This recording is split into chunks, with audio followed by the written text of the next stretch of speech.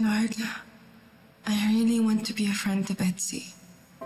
Ayokong umalis dito na mabigat ang puso ko dahil wala akong nagawa para sa kanya. Pero hindi ko alam kung ano dapat kong gawin. Kaya please, lead me to the right decision, Lord.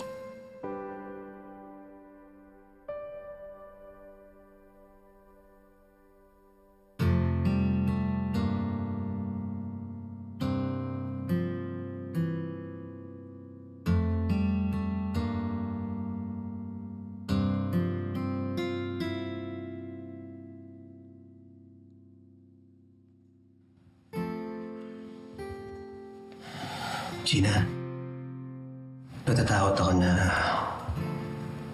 maulit-ulit kay Betsy yung nangyari. Kaya lumapit na ako sa'yo. Gina, kakabalan ko na yung mukha ko, ha?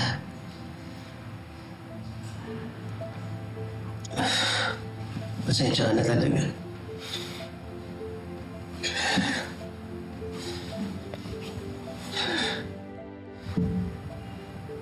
Gina,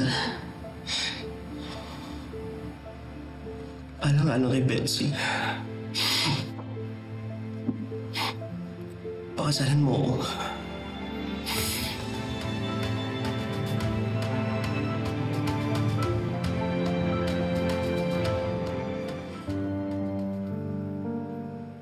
Pasensya na.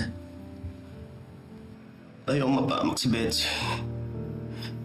Mahal na mahal ko siya. Desperado na akong ba't ko ginagawa to.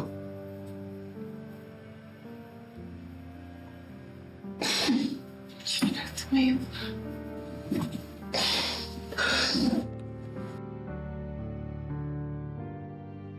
Gina, kilala mo naman ako, di ba?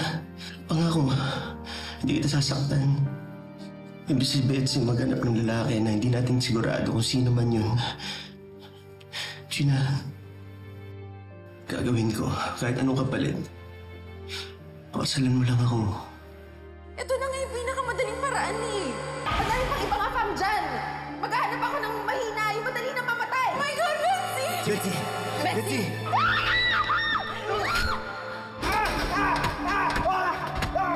Betsy! Betsy! Hindi ako mapayag! Tumigil ka na! Kulisan natin ka man! Gina, malalim na may pinagsamahan niyo ni Betsy, di ba?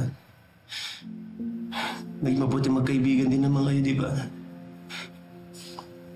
Gina, buong buhay niya. Ito lang ang pangarap niya. Huwag mo naman sana ipagdamot sa kanya yun.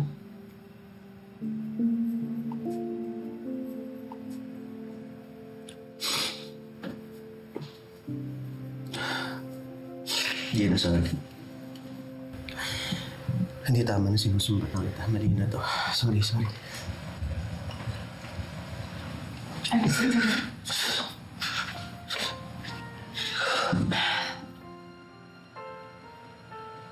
Hindi madali itong hinihingi niyo sa akin.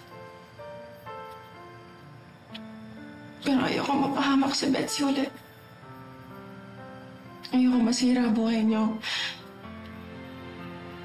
Gusto ko kayo tulungan. Makuha yung US citizenship niyo. Kaya pumapayag na ako. Pakasalan kita.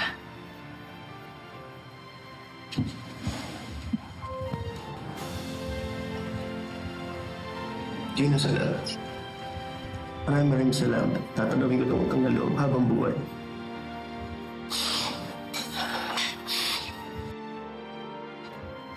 Thank you.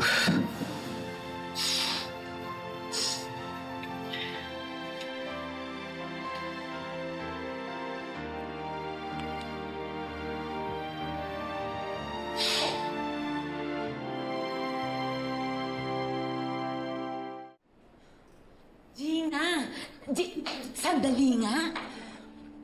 Napapaliw ka na ba? Bakit ka pumayag magpakasal kay Gerald? Tita, ito lang paraan para matulungan ko sila. Gina, kung utang ito, napakamahal naman ng singil. Tita, kung hindi ko po kaya ibigay, hindi ko naman po gagawin. Pero kasal lang to, sa papel lang po naman. Sigurado ka? Paano kung may mangyaring hindi mo inaasahan? Paano kung mahulog ang loob mo dyan kay Gerald? Alam ko na nagkagusto ka sa kanya noon. O baka naman may nararamdaman ka pa para sa lalaki niya, kaya ka pumayag magpakasal. Tita, wala po akong gusto kay Gerald. At wala po akong gusto kahit sinong lalaki. Kahit naman pag uwi namin, ang business pa ang tututukan ko. Kahit nasa fake marriage na kami. Pero Gina, may itataya ka pa rin dito. May mga bagay na hindi mo na mapepeke o makokontrol. Tulad na lang yung mga mararamdaman ng parents mo. Sige, paano sila? Sige. Tita, wag mo muna sasabihin sa kanila, please. Wag mo muna pa alam. Tingnan mo, tuturuan mo pa ako magsinungaling sa mga parents mo. Tita, ngayon lang naman. Alam ko naman po ang binapasok ko. Tita, I know that concern ka lang sa akin kasi parang man akong anak and I appreciate that. I do. Pero you have to trust me on this. And pag time na para malaman nila, Mommy at Daddy, dapat sa akin manggaling kasi ako lang makakapag-explain sa kanila ng maayos ang sitwasyon namin.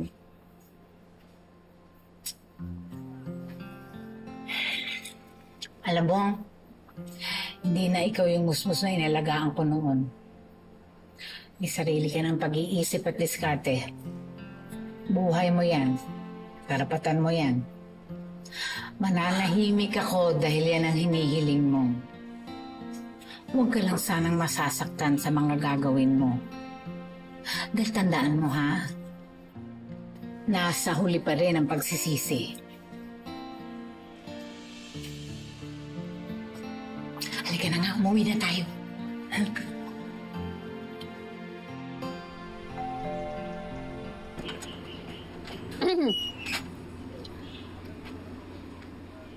Ano na naman ang kailangan ninyo kay Gina? Kulang pa ba na ginagamit niyo siya para sa mga ambisyon ninyo? Nagpunta po kami dito para lang po magpasalamat kay Gina. At para lang po alam ninyo, siya po yung kusang pumayag magpakasal kay Gerald. Yan kayo eh. Ang gagaling ninyong mangonsyensya.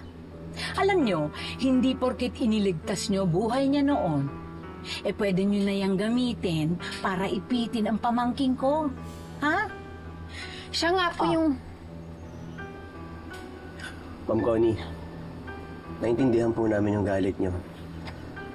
Napakalaking sakripisyo po nito para kay Gina. Ito pong gagawin niya sa amin. Binabalaan kita, Gerald. Huwag mong aabusuhin ang pamangking ko. Ha? Huwag kang lalagpas sa limitasyon ng fake arrangement nyo. Halos ako nang nagpalaki kay Gina. Kaya oras na magkandaletse-letse ang buhay niya dahil sa inyo, mananagot kayong pareho sa akin. Sige, pasok. Maybe.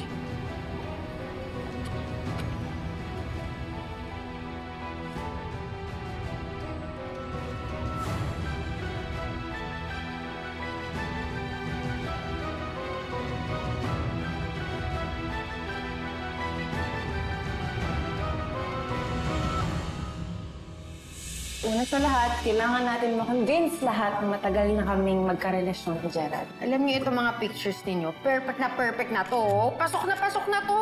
Hey, welcome, America! Hello, America!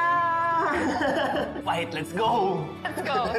But first, parents ko, kailangan lang natin mapatunayan sa kanila na mahal talaga natin ang isa't isa. Especially my dad. He's staying for good because may balak pa kami magpakasal.